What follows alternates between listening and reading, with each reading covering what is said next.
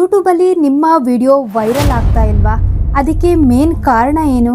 ನೀವೆಲ್ಲಾದರೂ ಮಿಸ್ಟೇಕ್ಗಳನ್ನ ಮಾಡ್ತಾ ಇದ್ದೀರಾ? ಯೂಟ್ಯೂಬ್ ಕಂಟೆಂಟೇ ತುಂಬಾ ರಿಲೇಟೆಡ್ ಆಗಿರುತ್ತೆ. ಯೂಟ್ಯೂಬ್ ಕಂಟೆಂಟಿಂದಲೇ ನಿಮ್ಮ ವಿಡಿಯೋ ವೈರಲ್ ಆಗ್ತಾ ಇಲ್ವಾ? ಇದಲ್ಲ.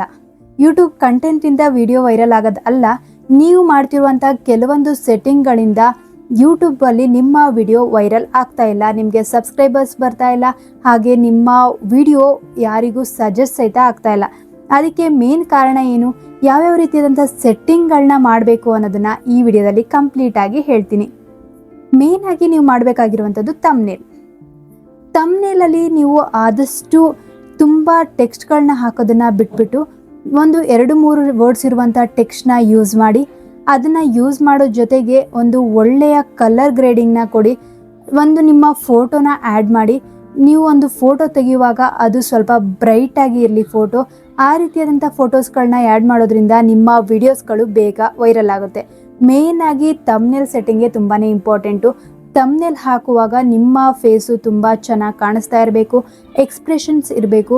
ಜಾಸ್ತಿ ಇಮೋಜಿಸ್ಗಳನ್ನೆಲ್ಲ ಹಾಕಿ ಆ್ಯಡ್ ಮಾಡಿ ನಿಮ್ಮ ಚಾನಲ್ನ ಹಾಳು ಮಾಡ್ಕೊಳ್ಬೇಡಿ. ಅದನ್ನು ಯಾರು ಕ್ಲಿಕ್ ಮಾಡಿ ನೋಡಲ್ಲ. ಇದನ್ನು ನೆನಪಲ್ಲಿಟ್ಕೊಳ್ಳಿ. 1-2 ವಿಡಿಯೋಸ್ ವೈರಲ್ ಆಗ್ಬೋದು, ಆದರೆ ಎಲ್ಲ ವಿಡಿಯೋಸು ಅದೇ ರೀತಿ ವೈರಲ್ ಆಗಲ್ಲ. ಇದಾದಮೇಲೆ ಟೈಟಲು ಎಲ್ಲರೂ ನೀವು ಟೈಟಲ್ನ ಯೂಸ್ ಮಾಡ್ತೀರಾ. ಟೈಟಲ್ನಲ್ಲಿ ಏನೋ ಒಂದು ಲೈನ್ ಬರೆದ್ಬಿಟ್ಟು ಜಸ್ಟ್ ಬಿಟ್ಬಿಡ್ತೀರಾ. ಆ ರೀತಿ ಮಾಡಬೇಡಿ. ಟೈಟಲಲ್ಲಿ ನೀವು ಒಂದು ಟ್ಯಾಗ್ ಏನೋ ಒಂದು ಬರೆದಿದ್ದೀರಾ ಅಂತಂದರೆ, ಒಂದು 2-3 ಲೈನ್ಸ್ ನೀವೇನೋ ಬರೆದಿದ್ದೀರಾ ಅಂತಂದರೆ, ಆ ಒಂದು ಲೈನ್ ಆದಮೇಲೆ ಒಂದು 2-3 ಟ್ಯಾಗ್ಸ್ನ ಆ್ಯಡ್ ಮಾಡಿ. ಟ್ಯಾಗ್ಸ್ನ ಅಂತಂದರೆ ಹ್ಯಾಶ್ಟ್ಯಾಗ್ಸ್ನ ಹಾಕೊಳ್ಳೋದಕ್ಕೆ ಹೋಗಬೇಡಿ. ಒಂದು ಲೈನ್ ಹಾಕ್ಬಿಟ್ಟು ನೆಕ್ಸ್ಟು ಸಜೆಸ್ಟ್ ಮಾಡುವಂಥ ಯಾವುದಾದ್ರೂ ಒಂದು ಟ್ಯಾಗ್ಸ್ನ ಆ್ಯಡ್ ಮಾಡಿ. ಟ್ಯಾಗ್ಸ್ ಅಂತಂದರೆ, ಈಗ ನೀವು how to grow on YouTube ಅಂತ ಹೇಳಿ ಒಂದು ಟೈಟಲ್ನ ಆ್ಯಡ್ ಮಾಡಿದ್ದೀರಾ. ಅದು ಆದಮೇಲೆ ಅದಕ್ಕೆ ರಿಲೇಟೆಡ್ ಯಾವುದಿರುತ್ತೆ? ಯೂಟ್ಯೂಬ್ ಟಿಪ್ಸ್, ಅರ್ನಿಂಗ್ ಮನಿ, ಈ ರೀತಿ ಏನಾದರೂ ನೀವು ಅಲ್ಲಿ ಮೆನ್ಷನ್ ಮಾಡಬೇಕಾಗುತ್ತೆ. ಈ ರೀತಿ ಅರ್ನಿಂಗ್ ಮನಿ ಇನ್ ಯೂಟ್ಯೂಬ್ ಇಂಥದ್ದೇನಾದರೂ ನೀವು ಮೆನ್ಷನ್ ಮಾಡಿದ್ದೀರಾ ಅಂತಂದರೆ ಆಗ ಅದು ಬೇರೆಯವರಿಗೆ ಸಜೆಸ್ಟ್ ಆಗುತ್ತೆ. ಯಾರು ಜಾಸ್ತಿ ಕಂಪ್ಲೀಟಾಗಿ ಒಂದು ಕ್ವಶನ್ನ ಹಾಕೋದಕ್ಕೆ ಹೋಗಲ್ಲ. ಜಸ್ಟ್ ಯಾವುದೋ ಒಂದು ಟ್ಯಾಗ್ಸ್ನ ಹಾಕಿ ಸರ್ಚ್ ಮಾಡಿದ್ದೀರಾ ಅಂತಂದರೆ ಆಗ ನಿಮ್ಮ ವಿಡಿಯೋ ಆ ಸರ್ಚ್ನಲ್ಲಿ ಬರುವಾಗೆ ಇರಬೇಕು. ಆ ರೀತಿ ವಿಡಿಯೋಸ್ಗಳನ್ನ ಕ್ರಿಯೇಟ್ ಮಾಡಿ, ಟೈಟಲ್ಗಳನ್ನ ಆ್ಯಡ್ ಮಾಡಿ. ಇದಾದಮೇಲೆ ತುಂಬ ಜನ ಮಿಸ್ಟೇಕ್ ಮಾಡ್ತಾ ಇರೋದು ಡಿಸ್ಕ್ರಿಪ್ಷನ್ನ ನೀವು ಇಗ್ನೋರ್ ಮಾಡಲೇಬೇಡಿ. ಡಿಸ್ಕ್ರಿಪ್ಷನು ತುಂಬಾ ಇಂಪಾರ್ಟೆಂಟು. ಡಿಸ್ಕ್ರಿಪ್ಷನ್ನ ಇಗ್ನೋರ್ ಮಾಡಿದ್ದೀರಾ ಅಂತಂದರೆ ನಿಮ್ಮ ಚಾನಲ್ಲು ಗ್ರೋ ಆಗೋದು ತುಂಬಾ ಕಷ್ಟ. ಡಿಸ್ಕ್ರಿಪ್ಷನ್ಲಿ ನೀವು ವಿಡಿಯೋಸ್ನ ಏನು ಮಾಡಿದ್ದೀರಾ ಅದ್ರದ್ದು 2 ಲೈನ್ಸ್ ಹೇಳಿ ಸಾಕು. ಇದು ಆದಮೇಲೆ ನೀವು ಅಲ್ಲಿ ಒಂದೇ ಲೈನಲ್ಲಿ ಇದು ನೀವು ಬರೀ ನಿಮ್ಮ ಇಂಗ್ಲೀಷಲ್ಲೇ ಬರಿಬೇಕು ಅಂತ ಇಲ್ಲ. ನಿಮ್ಮ ಲ್ಯಾಂಗ್ವೇಜಿಗೆ ನೀವು ಎಷ್ಟು ರೆಸ್ಪೆಕ್ಟ್ ಕೊಡ್ತೀರಲ್ವಾ? ಕನ್ನಡ ಆಗಿರ್ಬೋದು, ಇಂಗ್ಲೀಷ್ ಆಗಿರ್ಬೋದು, ಹಿಂದಿ, ತೆಲುಗು, ತಮಿಳ್ ಎಲ್ಲ ಲ್ಯಾಂಗ್ವೇಜ್ಗೂ ನೀವು ರೆಸ್ಪೆಕ್ಟ್ ಕೊಡ್ತಾ ಇರ್ತೀರಲ್ವಾ? ನಿಮ್ಮ ಲ್ಯಾಂಗ್ವೇಜಲ್ಲೇ ಪ್ಲೇಸ್ಟೋರಲ್ಲಿ ಹೋಗ್ಬಿಟ್ಟು ನಿಮ್ಮ ಲ್ಯಾಂಗ್ವೇಜ್ದು ಕೀಬೋರ್ಡ್ನ ಸರ್ಚ್ ಮಾಡಿದ್ರೆ ಕೀಬೋರ್ಡ್ ಬರುತ್ತೆ. ಅದನ್ನು ನೀವು ಆನ್ ಮಾಡಿಟ್ಕೊಂಡಿದ್ರಿ ಅಂತಂದರೆ ನಿಮ್ಮ ಲ್ಯಾಂಗ್ವೇಜಲ್ಲೇ ನೀವು ಟೈಪ್ ಮಾಡ್ಬೋದು. ಅದೇನಾದರೂ ನಿಮಗೆ ಆ ರೀತಿ ಕೀಬೋರ್ಡ್ ಏನಾದರೂ ನಾನು ಕಳಿಸ್ಬೇಕು ಅಂತಂದರೆ ನನಗೆ ಕಾಮೆಂಟ್ ಮಾಡಿ, ನಾನು ಅಲ್ಲಿ ನಿಮಗೆ ಯಾವ ರೀತಿ ಅದನ್ನು ಚೆಕ್ ಮಾಡಬೇಕು ಅಂಥೇಳಿ ಹೇಳ್ತೀನಿ. ಇಲ್ಲಿ ನೀವು ಡಿಸ್ಕ್ರಿಪ್ಷನ್ಲಿ 2-3 ಲೈನ್ ಹಾಕಾದ್ಮೇಲೆ ಅಲ್ಲಿ ಜಾಸ್ತಿ ಹ್ಯಾಶ್ಟ್ಯಾಗ್ಸ್ಗಳನ್ನ ಆ್ಯಡ್ ಮಾಡೋದ್ರಿಂದನೂ ನಿಮ್ಮ ವಿಡಿಯೋಸ್ಗಳು ವೈರಲ್ ಆಗಲ್ಲ. ಯಾಕಂತಂದರೆ ಕಮ್ಯುನಿಟಿ ಗೈಡ್ಲೈನ್ಸ್ ಪ್ರಕಾರ ಜಾಸ್ತಿ ಹ್ಯಾಶ್ಟ್ಯಾಗ್ಸ್ಗಳನ್ನ ಆ್ಯಡ್ ಮಾಡುವಂಗಿಲ್ಲ. ಮಿನಿಮಮ್ 10 ಒಳಗಡೆನೇ ನೀವು ಹ್ಯಾಶ್ಟ್ಯಾಗ್ಸ್ಗಳನ್ನ ಆ್ಯಡ್ ಮಾಡಿ.